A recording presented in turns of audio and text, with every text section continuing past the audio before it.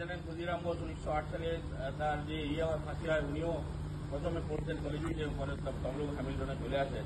Actually Medinipur, Tamluk এবং কলকাতা আর ওদিকে পূর্ববঙ্গ, চট্টগ্রাম, ঢাকা, মাস্টারদা সূর্য সেন ওনাকেও তাড়িয়ে দেওয়া হয়েছিল, বাংলাদেশ থেকে পড়তে দেওয়া হয়নি ব্রিটিশ সরকার।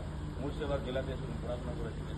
তো ফলত আমাদের বাংলার কিন্তু স্বাধীনতা সংগ্রামের যে আন্দোলন অতি উজ্জ্বল, এবং এই জায়গা যেখানে প্রথম যে শহীদ হয়েছিল 1942 আগস্ট আন্দোলন, যেটা সবথেকে সারা ফেলেছিল সমস্ত আন্দোলনের মধ্যে মমতা গান্ধীর নেতৃত্বে, তার কিন্তু শহীদ হয়েছিলেন মাধবমণি হাজরা। সেটা নিরস্ত্র একটা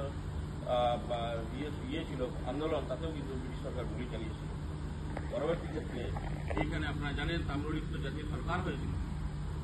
এই মাত্র ভারতবর্ষে এরকম ছোট ছোট অনেক সরকার হয়েছে, কিন্তু তাম্রলিপ্ত জাতীয় সরকার ছিল সবথেকে সফল এবং সুপ্রতিষ্ঠিত। সতীশ চন্দ্র সামন্ত ছিলেন তার সর্বাধিনায়ক, এবং এদের নিজস্ব সমস্ত ডিপার্টমেন্ট ছিল। সুশীল কুমার খাড়া ছিলেন এদের যে ফোর্স হয়, পুলিশ যেরকম হয়, বিদ্যুৎ বাহিনীর নাম ছিল, উনি পরিচালনা করতেন, এবং এরা প্রত্যেকেই ছিলেন ব্রিটিশ বিরোধী, এবং যাতে জনগণের সুবিধা হয় তার জন্য ওনারা কাজ করতেন। পরবর্তী ক্ষেত্রে দ্বিতীয় বিশ্বযুদ্ধের সময় আমাদের মহামানব যা বলতে পারে নেতাজি সুভাষচন্দ্র বোস, উনি এতটাই অ্যাক্টিভ ছিলেন, এবং বিভিন্ন কারণে উনি কংগ্রেস পরিত্যাগ করেন এবং আন্দামানে চলে যান। তখন কিন্তু তমলুক অগ্নিগর্ভ, এবং তমলুকের পুরো স্বাধীন শাসন চলছে, জাতীয় সরকারের প্যারালাল সরকার, ব্রিটিশ সরকার নেই। মহাত্মা গান্ধীর অনুরোধে তারপরে 1944 সেপ্টেম্বর, 30 সেপ্টেম্বর এই সরকার এরা এই কন্ডিশনে তুলে নেয় এখান থেকে, যে পরবর্তী ক্ষেত্রে ভারতের স্বাধীনতা যখন আসবে তখন আমাদের কিন্তু মূল জায়গাতে স্থান দিতে হবে। কিন্তু এইখান থেকে ব্রিটিশ সরকার এই তাম্রলিপ্ত জাতীয় সরকার প্রতিষ্ঠা করতে পারে।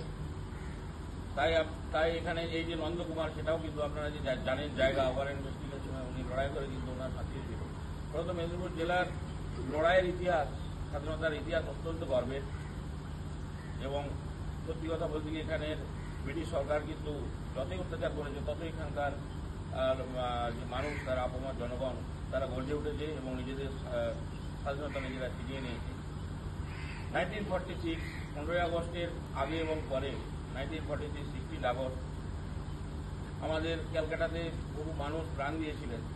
এই দেশ, তারপর দেশ বিভাগ হয় 1947 সালের 15ই আগস্ট, এবং 1947 14ই আগস্ট আমাদের দেশ তিন বিভাগে ভাগ হয়ে যায়, পূর্ব পাকিস্তান, পশ্চিম পাকিস্তান এবং ভারতবর্ষ। সেই খণ্ডিত ভারতবর্ষের স্বাধীনতা উদযাপন করেছে। তাই ভারতবর্ষ ছিল 1947 নয়, তার 100 বছর আগে থেকে ছিল। আমাদের পূর্বপুরুষরা ছিলেন, এবং তাদেরই আমরা বহন করে চলেছি খণ্ডিতভাবে, পুরোটা রাখতে পারিনি। তাই ব্রিটিশ সরকার সাম্প্রদায়িক সম্প্রীতি নষ্ট করে নিজের মতো লড়াই করে দেশটাকে ভাগ করিয়েছে, এবং আমরা কিন্তু এই ভারতবর্ষে যে রয়েছে খণ্ডিত ভারতবর্ষ আছে, তার স্বাধীনতা উদযাপন করছি 15ই আগস্ট। বহু মানুষের প্রাণ, বলিদান, রক্ত, সংগ্রাম তার ফল।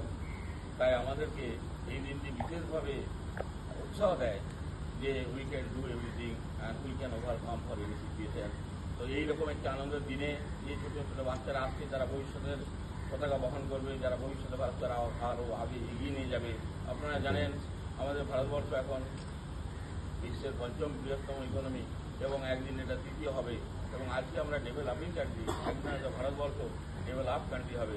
তাই যারা উন্নত দেশ বলে আমাদের করে আগে থাকে, আমরা একদিন তাদেরকেও পিছনে ফেলতে পারবো।